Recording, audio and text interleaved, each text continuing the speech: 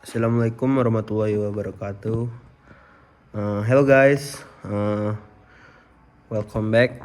My name is Muhammad Ravendo from Instrumentation and Automation Engineering with NIM 122490043. Today I wanna make video module 3 practicum pneumatic. So let's go start.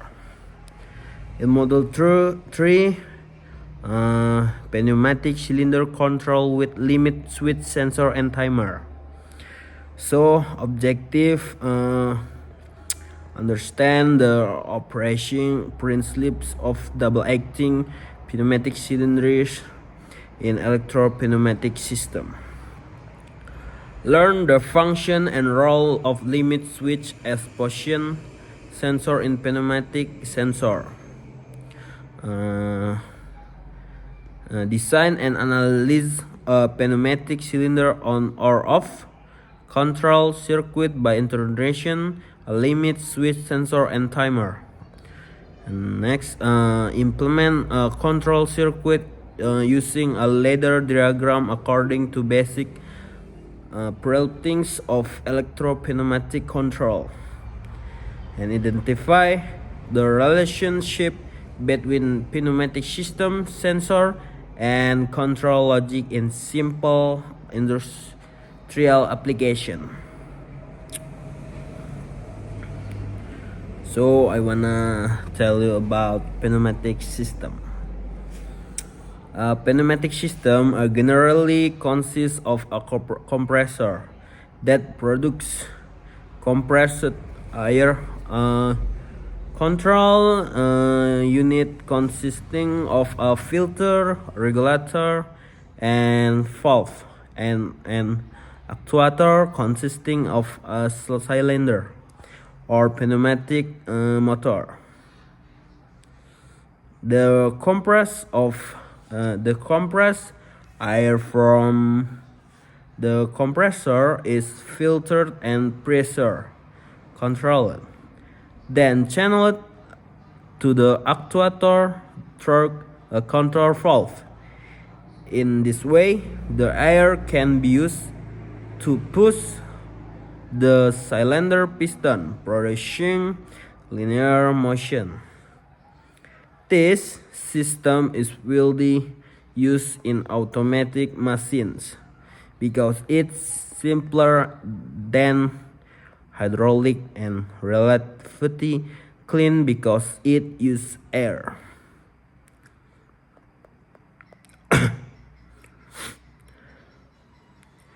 Pneumatic cylinder. A pneumatic cylinder is a key component in a pneumatic system. Function as a linear actuator. This cylinder converts compressed air energy into forward and backward linear motion. Its shape resembles a tube with a piston inside that moves due to air thrust. There are two types cylinder most commonly used in industry. 1. Single acting cylinder. Use compressed air to move the piston in only direction to return it to original position. An internal spring or external load is used. Typically used for simple applications such as pushing like objects or opening small lights. Disadvantage: the thrust is limited because part of the space is used by the spring. And number 2, double acting cylinder. Use compressed air on both sides of the piston, allowing it move forward and backward with full force. Double acting cylinder does not request a return spring, suitable for application requiring repetitive rapid motion and higher loads.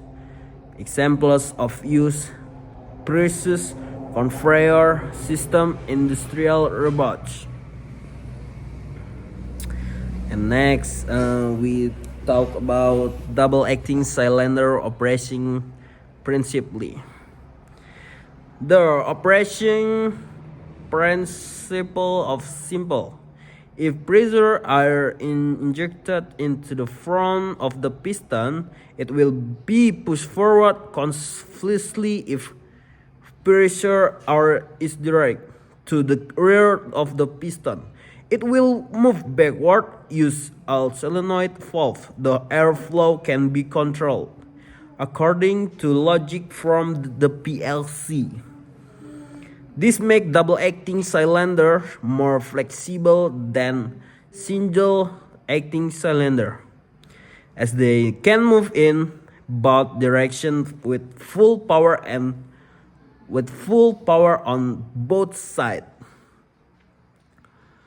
The operation principle is simple.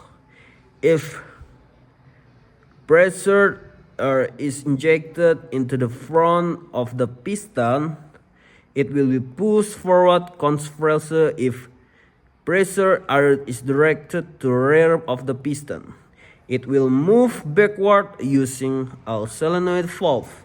The airflow can be controlled according to logic from the PLC. This makes double-acting cylinder more flexible than single-acting cylinder, as they can move in both directions with full power on both sides. And next, we tell about limit switch. Okay, we talk limit switch. A limit switch is mechanical sensor that's like a switch. This device is used to detect the position or movement of an object. In pneumatic system, limit switches are installed at the end of a cylinder travel to ensure the piston reaches a specific position. When the piston touches the limit switch, the switch closes or opens, generating an electrical signal. This signal is then sent to a PLC processing into control logic. And next, we talk about type of limit switch. Limit switch come in several types tailored to the working environment and the needs of the automation system. The choice of limit switch greatly impact the reliability and lifespan of the system. Here an explanation. Mechanical pearl plunger. The simplest type, shaped like a button that is pressed directly by a piston or workpiece. Suitable for systems that require direct physical contact. The downside is that they wear quickly with continuous use due to mechanical friction. And next, type of limit switch. Roller type, equipped with a small wheel and the off layer. Very effective at detecting linear motion or sliding objects. More durable than plunger because the pressure is distributed across the wheel. Proximity switch detects the presence of object without physical contact. There are two main types: inductive or for metals and capacitive for various materials. Advanced, long-lasting because there are no rubbing parts. Okay. And magnetic switch or red switch installed along the length of a double-acting cylinder. detect piston position using a magnet embedded in the piston. Widely used in problem pneumatic system because it is more practical. And how a limit switch works.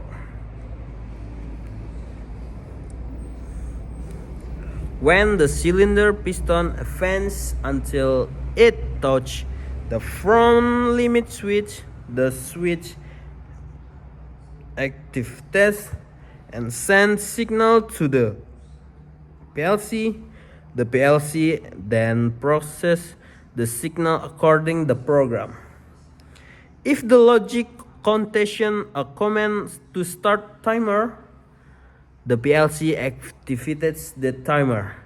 After the space-time expires, the PLC changes the output state, causing the solenoid valve to flow air to the rear of the piston, causing the piston to recoil. This simple process is a concrete example of industrial automation.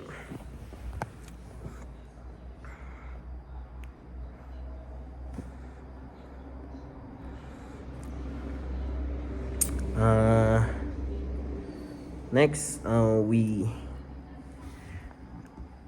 talk about timer in electropneumatic systems.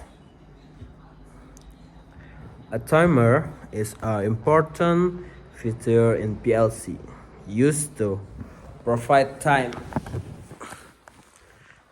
delay in automation process. With a timer, the system can be controlled not only based on sensor input but also based on time factor. 1. Timer on delay or tone. The timer starts counting time when the input is active. The output will only activate after the set time has passed. Example, the piston will only retract after the limit switch has been pressed for 3 seconds. And 2.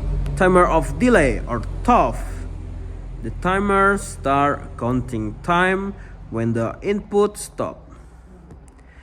The output will remain active until the time expires.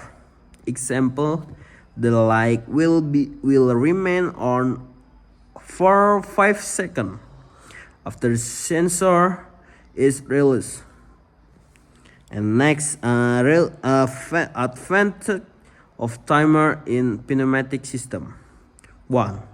Regulates the length of time the piston remains in a certain position.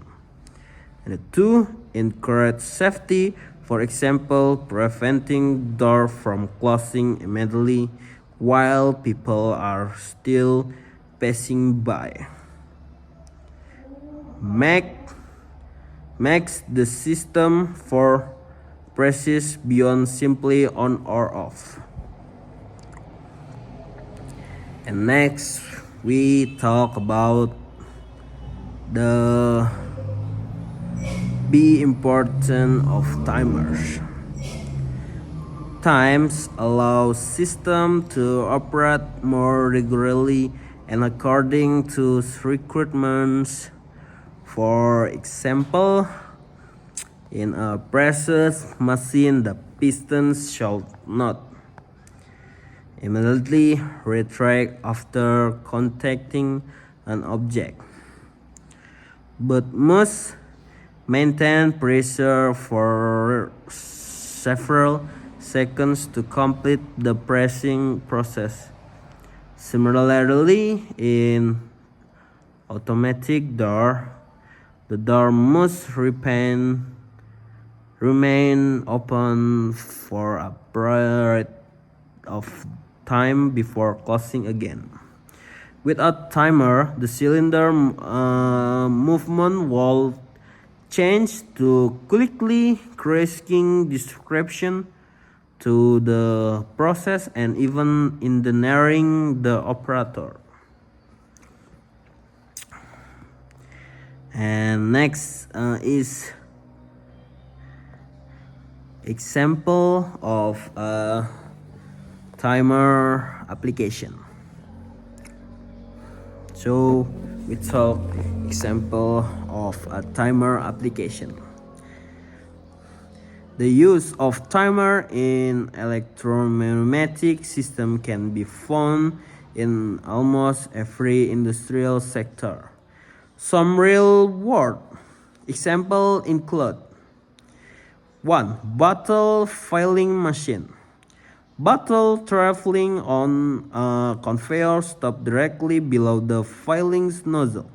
A pneumatic cylinder pushes the bottle to a fixed position. A timer then holds the bottle for a few seconds to fill the bottle before the cylinder retracts and the conveyor resumes operation.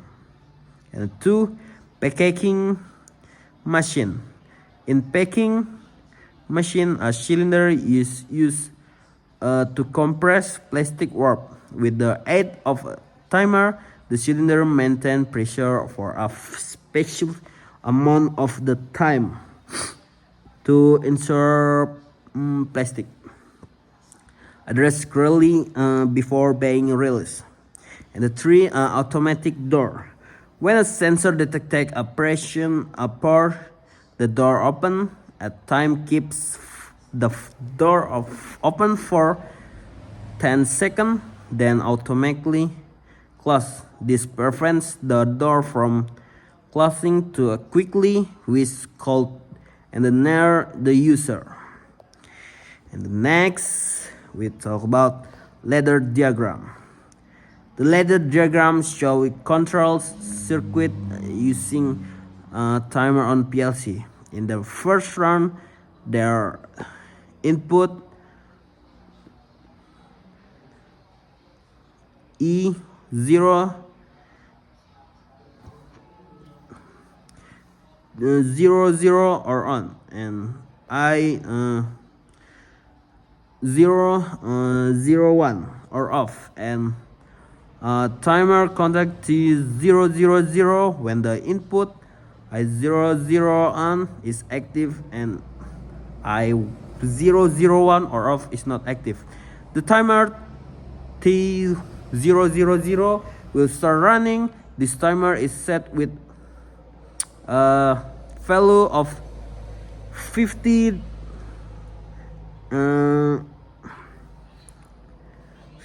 kali 1000 ms, which means the total time is 5 seconds. After the 5 seconds have elapsed, the output contact of the timer will change its status to active. This timer contact then active the coil with 000, which represents as intermediate output signal from the timer in the word. The coil with 000 will only be active after the initial input conditions are met and the timer completes its 5-second countdown. In the second round, further logic shown the contact with 000 produced by the timer in the first round is used a conditional condition along with the input I002 or limit.